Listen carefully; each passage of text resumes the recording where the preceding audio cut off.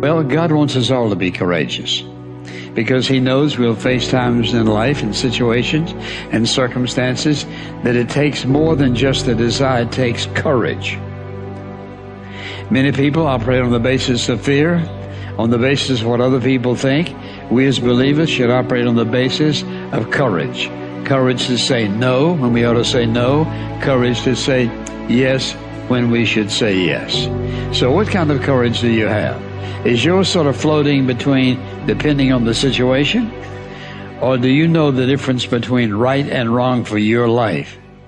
And you've made up your mind. Do we sit down and let change just happen to us? Or are we just watching change happening around us? Or are we aware that change is happening within us? Or are we going to be those proactive people who make sure that we affect what happens to us? Change also produces four types of people. They are in this room. First of all, there are people who watch things happen. Not all change is improvement. You used to weigh 128, and now you changed. And for some of you, that's not an improvement. You lost your wardrobe. You lost your ability to climb up steps fast. You even lost the quality of health that you had. Change doesn't mean improvement all the time.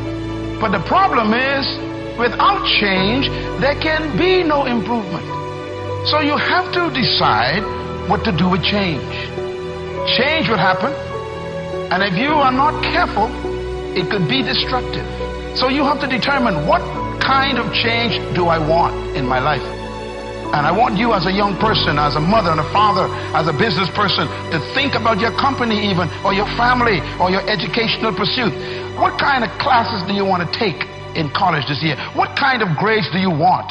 What kind of relationships you want to have in your life? Who do you want to drop and who do you want to pick up in your relationships? What kind of people do you want to associate with? Where do you want to travel that you've never been? What are the books you need to read you never read before? The changes come with choices.